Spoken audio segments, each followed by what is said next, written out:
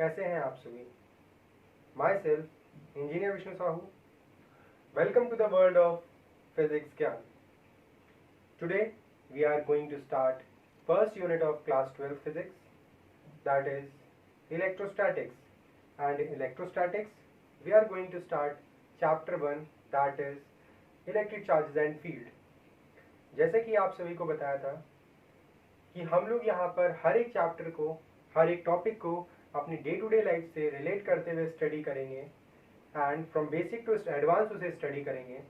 So today we are going to start first topic, that is electric charges. This is the basic topic of this chapter, the first and the foremost topic of this chapter, that is electric charge.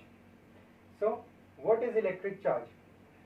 फिर से बात आती है कि यहाँ पर हम लोग एक रूल फॉलो करेंगे, क्योंकि मेरा जो रूल है वो ये कि हम लोग किसी भी चीज़ को जब स्टडी करेंगे तो we are not going to ask question what is this, we are going to ask why we are going to study this topic.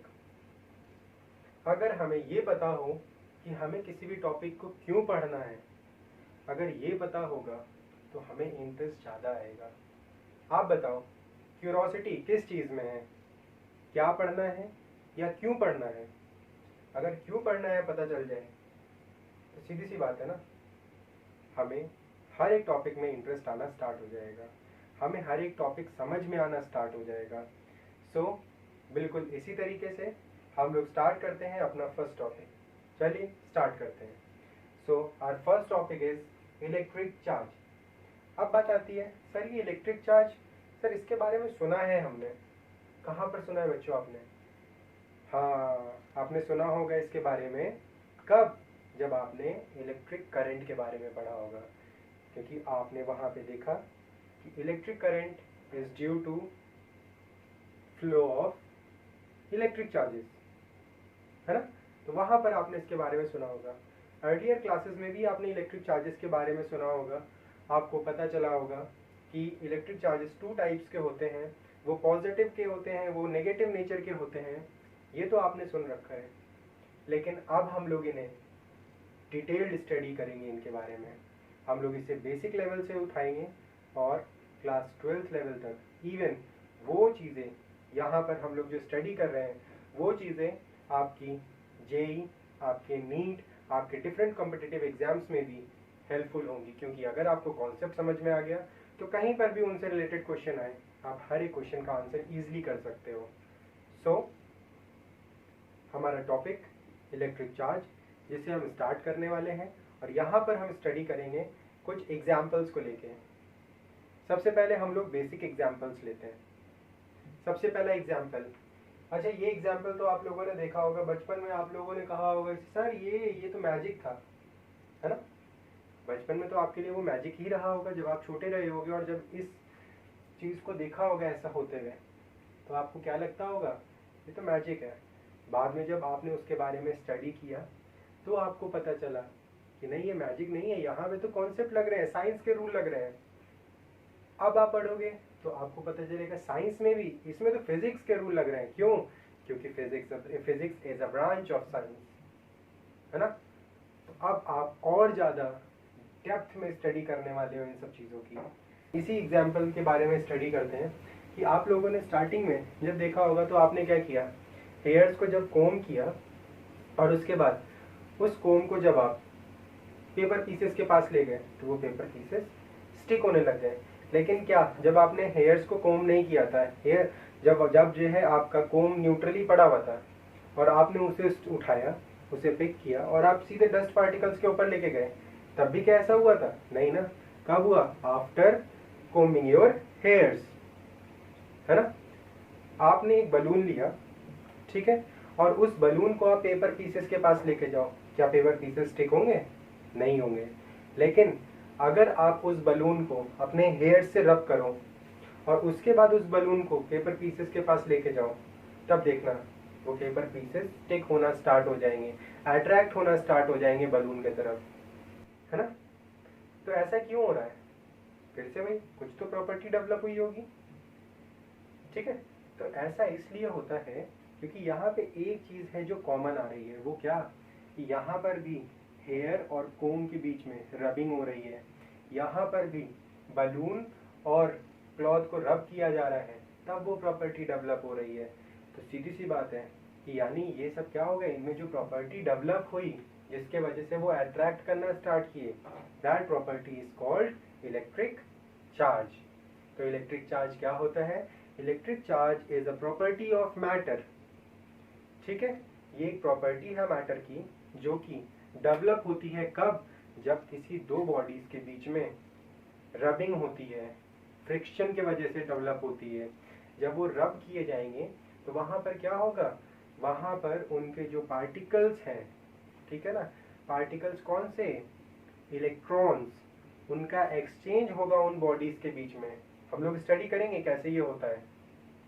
Electrons का एक्सचेंज होगा बॉडीज के बीच में, जिसके वजह से वो बॉडीज क्या होंगी? चार्ज हो जाएंगी। और जब चार्ज हो जाएंगी तो क्या होगा, उनमें ये प्रॉपर्टी डेवलप होगी जिसके वजह से वो क्या करने लग जाएंगी, एक दूसरे पे फोर्स लगाने लग जाती हैं। ठीक है, तो याद रखिएगा कि यहाँ पर जब बलून ने पेपर पीसेस को स्टिक किया तो इसको अपने तरफ अट्रैक्ट करने से पहले वो खुद चार्ज हुआ। कब चार्ज हुआ? जब उसे हेयर्स पे रब किया गया था या क्लॉथ पे रब किया गया था। ये कोम भी पहले न्यूट्रल था, लेकिन जब हेयर्स को हमने उस कोम का यूज करके, ठीक है, कोमिंग की, तो क्या हो गया, वहां पे वो चार्ज बॉडी बन गया, वहां पे प्रॉपर्टी डेवलप हो गई जिसके वजह से वो पेपर पीसेस को अट्रैक्ट करने लग गया। ये तो एक बेसिक एग्जांपल्स थे। अब हम लोग लेते हैं एक और एडवांस एग्जांपल। आपने फोटोकॉपी मशीन में देखा होगा, है ना, कि फोटोकॉपी मशीन में एक रोलर लगा होता है और वो रोलर से जब पेपर पास ऑन होता है तो वो इंक पेपर पे स्टिक हो जाती है। ठीक है, तो कैसे होता है वो? जब वो रोलर और पेपर एक दूसरे के कांटेक्ट में आए तो वो एक दूसरे को रब कर रहे थे, और जब वो रब करते हुए निकले तो वो क्या हुआ, वहां पे इंक का ट्रांसफर होता गया। वो जो इंक थी वो पेपर पे स्टिक होती गई।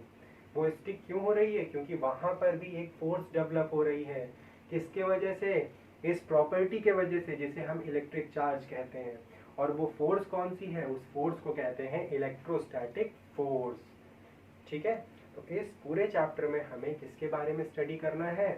यही इलेक्ट्रोस्टैटिक फोर्स के बारे में स्टडी करना है। इसके वजह से यहाँ पर जो जो चीजें होंगी उनके बारे में स्टडी करना है। तो इलेक्ट्रिक चार्ज क्या होता है? अगर हमसे पूछा जाए इलेक्ट्रिक चार्ज क्या है, तो electric charge is a property of material body और matter which develops force between the bodies when the bodies are rubbed against each other, or this force, the development of this force is due to frictional effect. ठीक है, तो याद रखिएगा, फिर से बोलते हैं, आप ही बताओगे। यहाँ पर आपने देखा और इसी से आपको कॉन्सेप्ट क्लियर होगा कि अगर बात की जाए इलेक्ट्रिक चार्ज क्या है, तो इलेक्ट्रिक चार्ज क्या है बताओ? इलेक्ट्रिक चार्ज प्रॉपर्टी है किसकी? मैटर की। क्या कर रही है? फोर्स डेवलप कर रही है मटेरियल बॉडीज के बीच में। कैसे? जब उन्हें रब किया गया। कौन सा इफेक्ट? Frictional effect.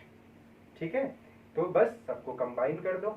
जब सारी चीजों को कंबाइन किया तो एक डेफिनेशन बनी इलेक्ट्रिक चार्ज की, कि electric charge is a property of matter और material body which develops force between the two bodies when they are rubbed against each other, or the development of force is due to frictional effect. बस खत्म हो गई ना definition. अब बताओ, इतनी लंबी डेफिनेशन याद करते तो ज्यादा बेटर था या फिर समझ में आया तो ज्यादा बेटर है? अब देखिए, सीधी सी बात है, कॉन्सेप्ट है यहाँ पे, तो ये कॉन्सेप्ट किसके लिए हम लोग डिस्कस कर रहे हैं? क्लास 12th के लिए। लेकिन अगर कोई 6 to 11th भी अगर इस वीडियो को देख रहा है तो ऐसा नहीं है कि उसे इलेक्ट्रिक चार्ज के बारे में समझ में नहीं आएगा। ठीक है, हम लोग फर्दर यहाँ पे ये जो हमने इलेक्ट्रॉन के ट्रांसफर की बात की थी, इसको भी हम लोग नेक्स्ट वीडियो में डिस्कस करेंगे। लेकिन आज के लिए हम लोग डिस्कस कर रहे हैं सिर्फ और सिर्फ इलेक्ट्रिक चार्ज क्या होता है और कौन कौन से दो टाइप्स होते हैं इलेक्ट्रिक चार्ज के। ठीक है, तो बात आती है कि इलेक्ट्रिक चार्ज क्या होता है, ये तो समझ में आ गया। ठीक है, कुछ एग्जाम्पल्स भी देख लिए। एक आपके लिए, आपके होमवर्क में कह लो इसे। ठीक है, क्योंकि अगर आप वीडियो देख रहे हो तो आप घर पे भी एक चीज़ ट्राई कर सकते हो। आपको भी कुछ जब तक आप नहीं प्रैक्टिस करोगे, आप नहीं ट्राई करोगे, कॉन्सेप्ट क्लियर होने वाला नहीं है। ठीक है, तो एक क्वेश्चन फॉर्म में आप इसे नोट डाउन कर सकते हो कि अगर हमने बलून को, ठीक है, रब किया हेयर्स से, ठीक, और उसके बाद उसे एक मेटल के कैन के पास लेकर गए, तो वो कैन क्या होगा, उससे दूर भागने लग जाएगा। ऐसा क्यों हो रहा है? ठीक है, एक्सपेरिमेंट है, ट्राई करके देखना, एक्टिविटी ट्राई करके देखना, फिर बताना कि आपको क्या समझ में आया। ठीक है, फिर से बता रहे हैं, क्वेश्चन देख लो कि अगर when a balloon is rubbed with hairs and taken close to metal can, empty metal can, then metal can starts moving, ठीक है, और starts following the balloon। क्यों? Why? ट्राई करना, वहां पर आपको कुछ ना कुछ कॉन्सेप्ट सीखने को मिलेगा, एक एक्टिविटी भी हो जाएगी और आपको इलेक्ट्रिक चार्ज का कॉन्सेप्ट भी समझ में आएगा। ठीक है, तो ट्राई करिएगा। अब नेक्स्ट आते हैं कि यहाँ पे फोर्स की बात की गई, और यहाँ पर तो अभी पेपर पीसेस भी बलून पे भी, कोम पे भी अट्रैक्ट हुए, है ना। तो नेक्स्ट आता है, सर क्या ये फोर्स सिर्फ अट्रैक्टिव ही होगी? क्योंकि हमने देखा था कि जहाँ पर मटेरियल बॉडी की बात की जाती है और ग्रेविटेशनल फोर्स लगती है, तो वो तो सिर्फ और सिर्फ अट्रैक्टिव नेचर की होती है। तो क्या ये भी सिर्फ अट्रैक्टिव होगी या रिपल्सिव भी हो सकती है?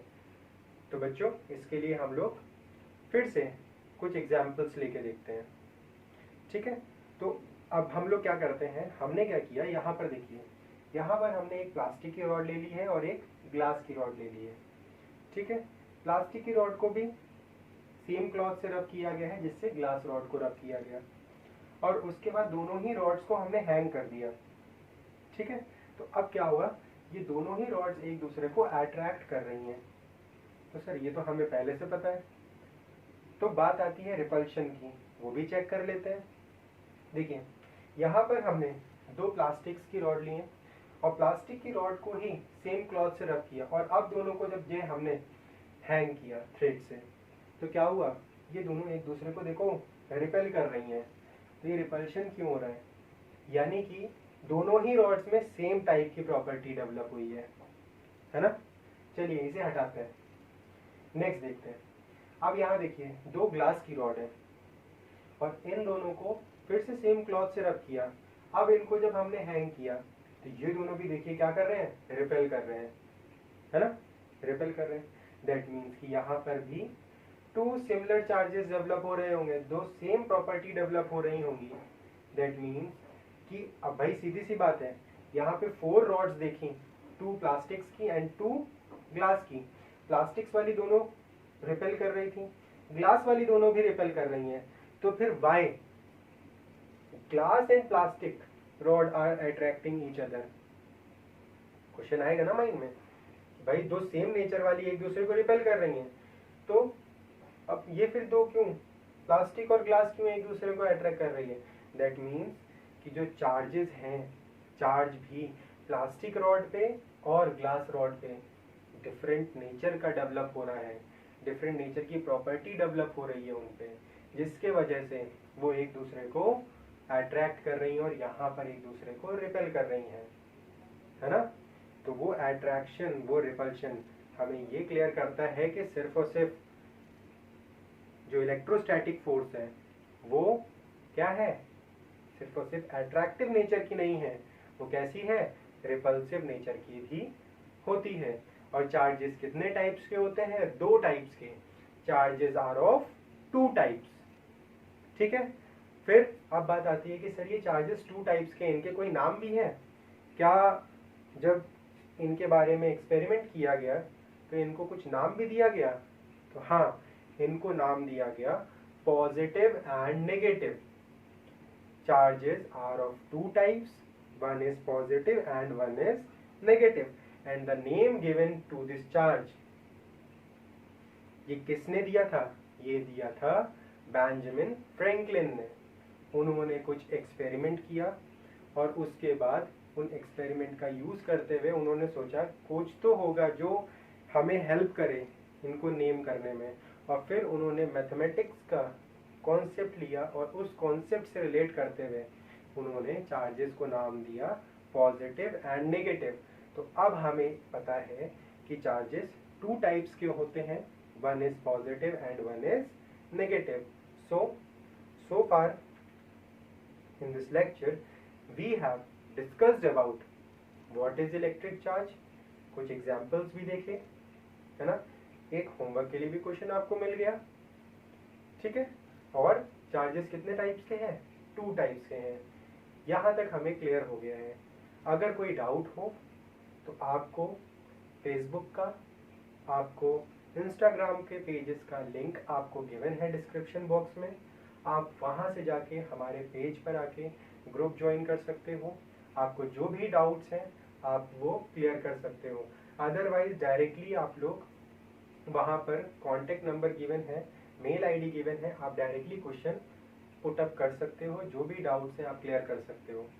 अगर आपको ये वीडियो पसंद आया हो तो प्लीज़ लाइक ज़रूर करें, और अगर आप इस चैनल पे नए हो तो प्लीज़ सब्सक्राइब जरूर करें, और सब्सक्राइब करने के बाद बेल आइकन जरूर प्रेस करें, so that you will get all the updates of this channel.